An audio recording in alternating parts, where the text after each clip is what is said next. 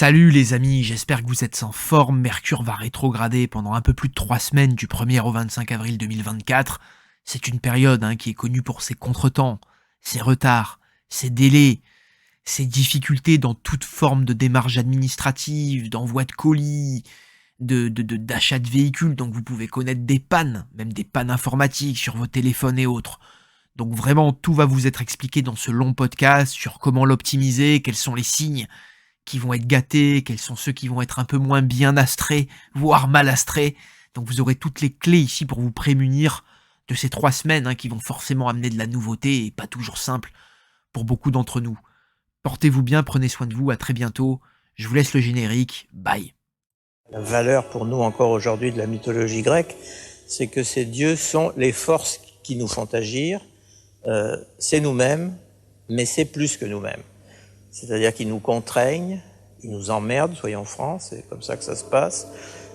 Ils font des choix qui ont l'air complètement arbitraires, donc c'est toute la question du sort et du hasard qui est en cause. Ils aident, ils gênent, ils descendent sur terre, ils sont invisibles, ils sont déguisés, ils prennent l'allure, comme dans les trucs de science-fiction, des personnages eux-mêmes. Ils choisissent un personnage, ils s'incarnent dedans, donc on les reconnaît pas du tout. Ils poussent, ils tirent, ils font vivre et ils font mourir. Si les dieux sont injustes, ridicules, arbitraires, colériques, trompeurs, menteurs comme des arracheurs de dents, ça veut dire quelque chose sur notre condition.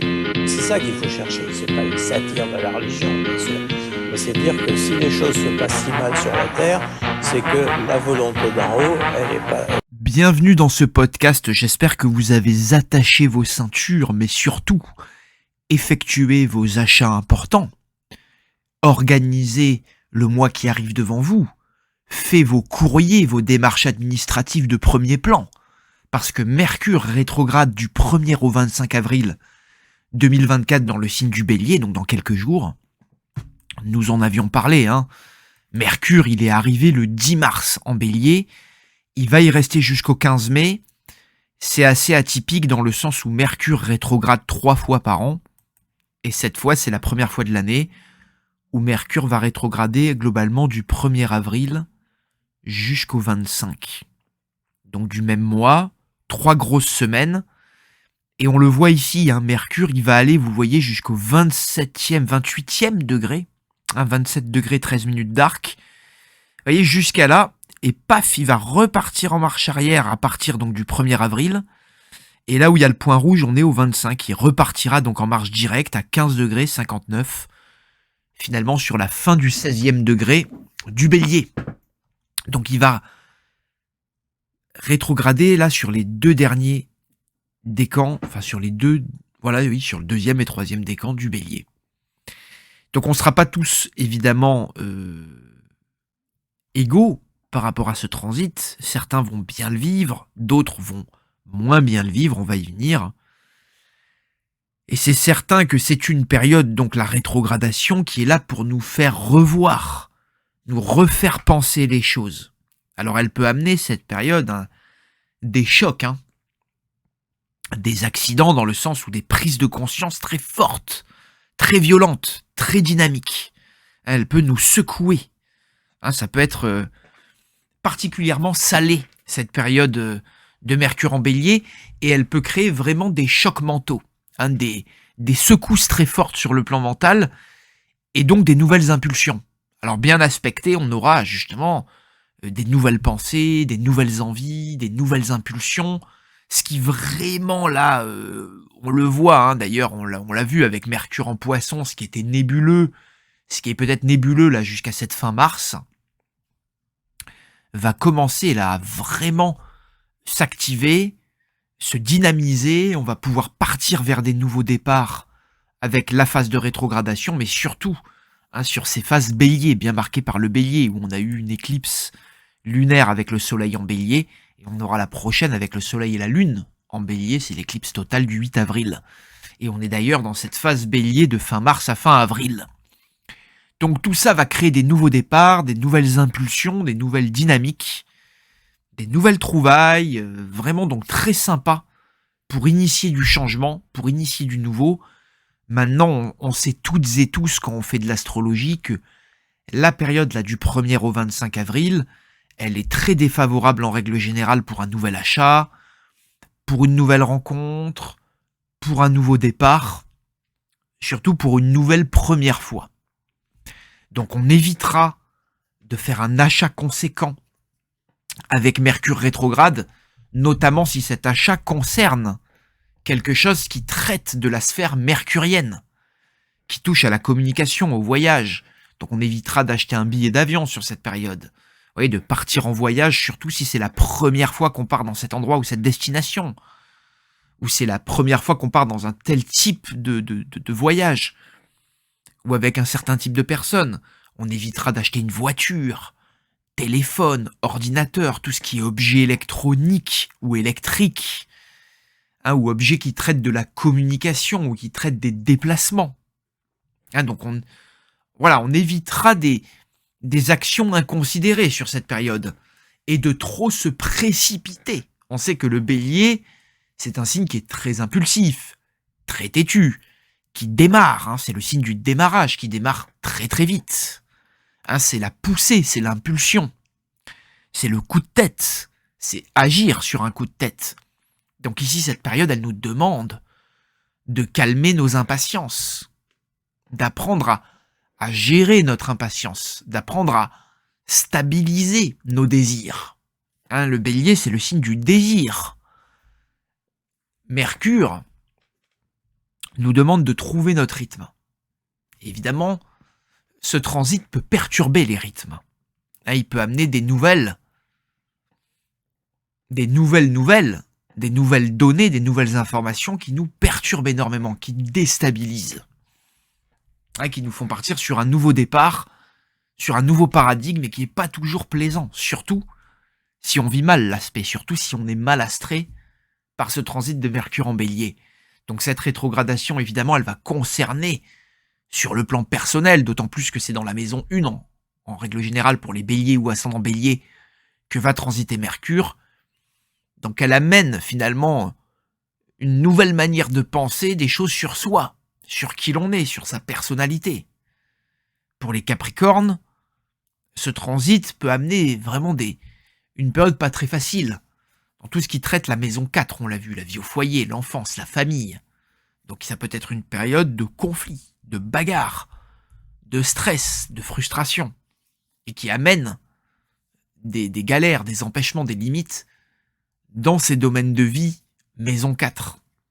Pour les cancers, c'est tout ce qui touche à la carrière, le travail, la renommée, ce qu'on extériorise socialement, la vie socio-professionnelle. Les balances, ça sera typiquement dans la relation, dans le couple. Qu'il peut y avoir des nouvelles informations qui viennent nous poser des difficultés. C'est l'autre, en règle générale, et c'est aussi l'ennemi déclaré. Donc il peut y avoir des conflits par rapport à nos relations ici. Et ça, c'est vrai que c'est si vous êtes contrarié, Mercure en bélier vous demande de davantage cultiver de l'écoute, de moins vous entêter, de moins vous impatienter, de moins vous énerver, de moins vous laisser rythmer négativement par vos désirs, mais de davantage mettre une nouvelle clarté en termes de raison, en termes de réflexion sur vos problèmes, et d'aborder un nouveau point de vue, une nouvelle pensée. Alors, elle va pas être forcément facile à adopter, mais elle va être nécessaire pour mieux comprendre les problèmes qui vous arrivent, surtout s'il vous arrive de nombreux problèmes. Et il se peut que si vous soyez Vierge ou Scorpion, Mercure va transiter dans vos maisons respectives 8 et 6, Donc c'est pas simple. Vu que ce sont des maisons dites négatives, pénibles, la maison 8 étant la maison de la mort, de la sexualité, la maison des transformations, des deuils, et des tunnels par excellence. Donc c'est un peu le passage à vide ici qui Mercure peut raviver des choses dans cette maison, donc c'est jamais très simple. Et la maison 6 nous parle de santé, de travail, mais parfois de corvée. Donc ici, l'énergie de servir les autres, de galérer, d'avoir une forme de dépossession avec la maison 8, ou de servir mais difficilement les autres avec la maison 6, peut se faire sentir. Donc, il s'agit bien de repenser le problème ici et de ne pas trop se précipiter. Sinon, il y aura des problèmes. Alors, quant aux taureaux, par exemple, Mercure va transiter leur maison 12, surtout pour les ascendants taureaux. Donc, ce peut être une très bonne période pour nous éveiller mentalement sur des choses sur le plan spirituel, de faire des bilans, d'apprendre à terminer, à synthétiser des choses. Sinon, c'est une période où on peut vivre davantage d'épreuves, de coups dans le dos, de blessures, et donc forcément nous sentir isolés et pas forcément bien. Donc c'est un passage un peu difficile là pour les taureaux, dans la plupart des cas, surtout les ascendants, qui vous demandent un peu d'attendre les phases taureaux. Donc Mercure arrive en taureau le 15 mai, le Soleil arrive dans le signe du taureau en fin avril, et Vénus arrive en taureau le 29 avril. Elle quittera le bélier à ce moment-là.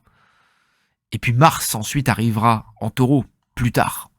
Donc pour Mars, la planète Mars, si j'ai bonne mémoire, ce sera le 9 juin. Donc vous voyez, entre cette fin avril et ce début juin, il y a quand même, on passe du bélier au taureau, et Jupiter et Uranus qui vont s'aligner en taureau.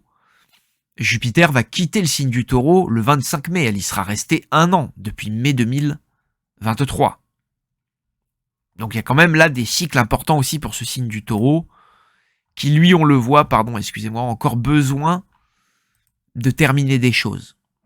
Donc évidemment, on marque signe épargné taureau, la plupart des taureaux seront épargnés, mais les ascendants taureaux, il y a quand même le transit dans la maison 12 qui peut être délicat, si c'est le cas.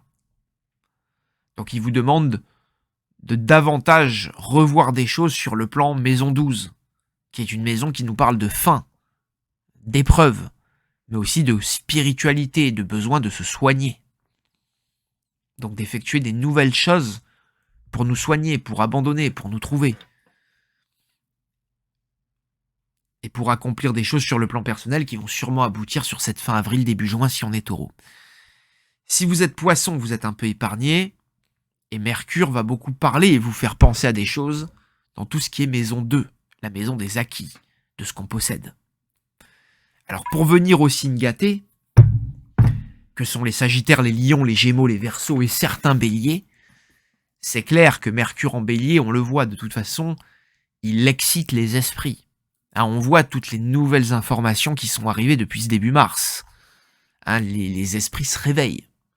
Donc on voit qu'on a la guerre, on a des problèmes économiques, il y a tout qui est en train d'arriver, tous ces nouveaux départs, tout ce qui est propre à 2024, les esprits s'excitent, s'agitent davantage, ce qui n'est pas forcément mauvais pour certains, comme on l'a vu. Alors les Sagittaires, ils vont avoir Mercure dans leur maison 5, idéal pour tout ce qui touche à la création, aux amours, aux enfants.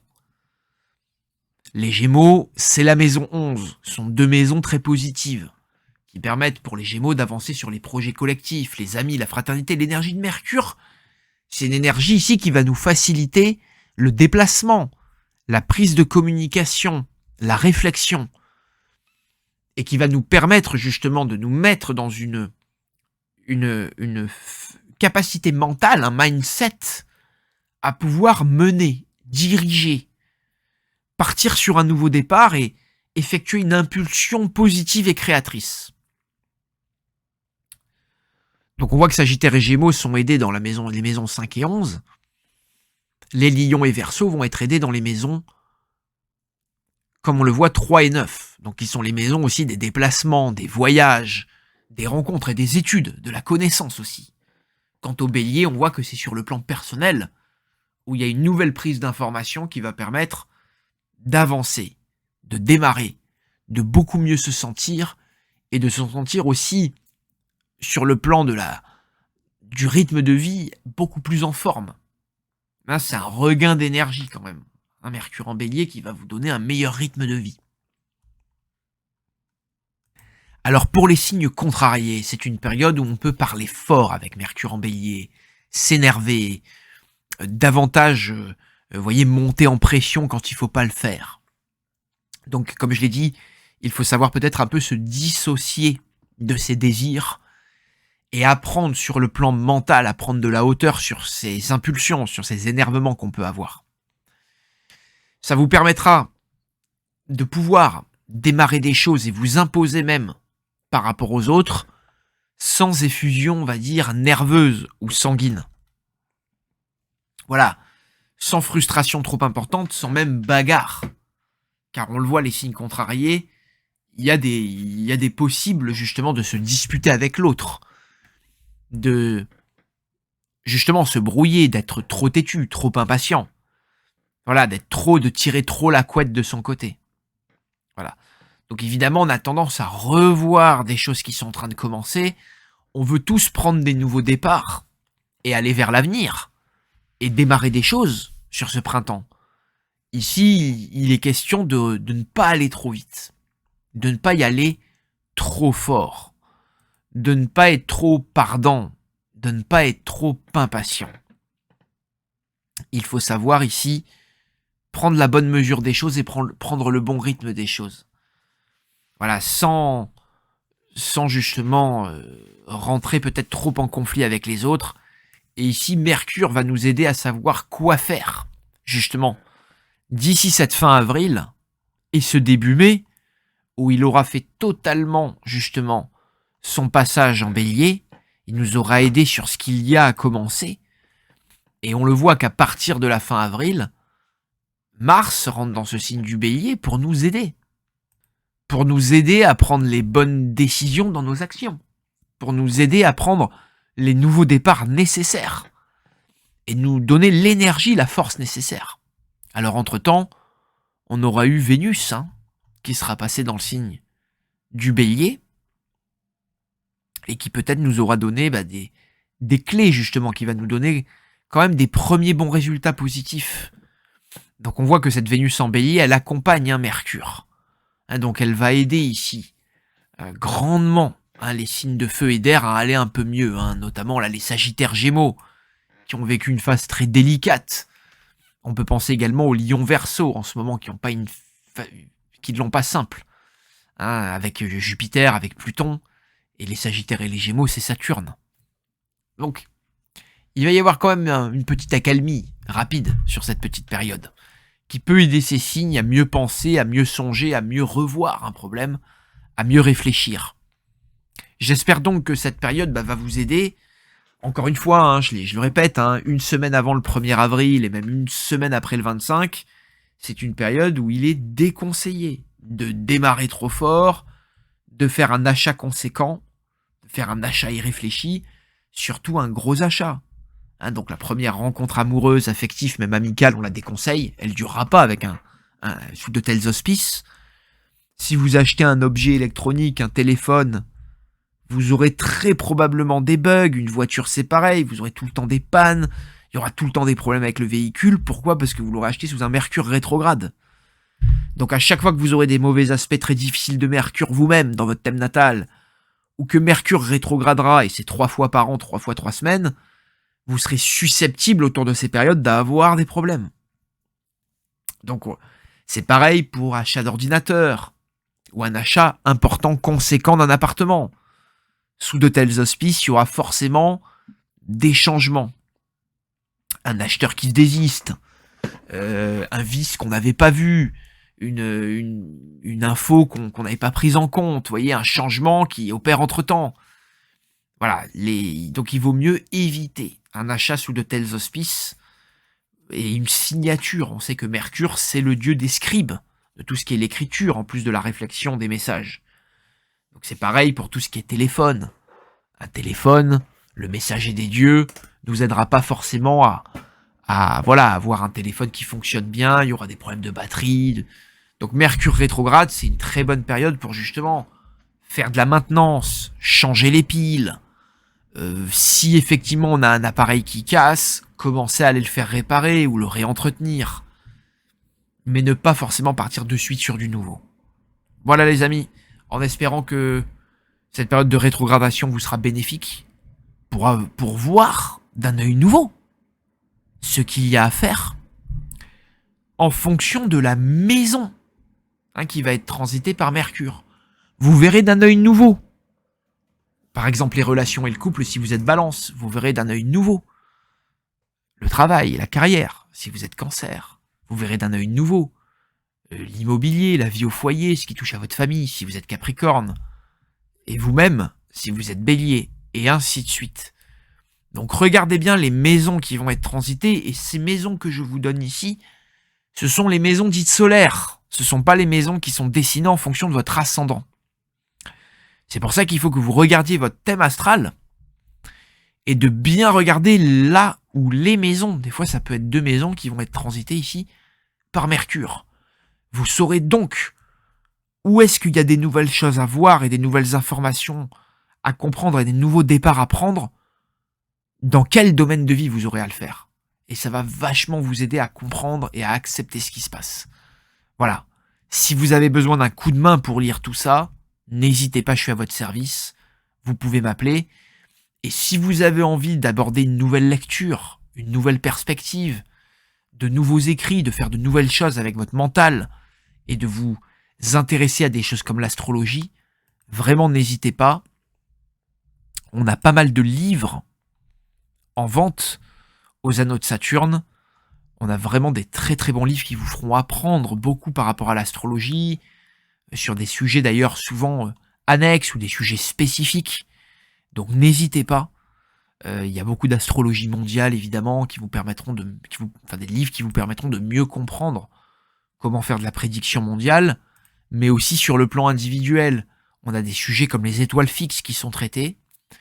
Et récemment, on a eu quand même 2 livres, parce qu'on nous l'a beaucoup demandé, qui sont des livres d'apprentissage. Comment monter un thème, comment l'interpréter, avoir des clés un peu de l'astrologie médiévale ou des siècles passés.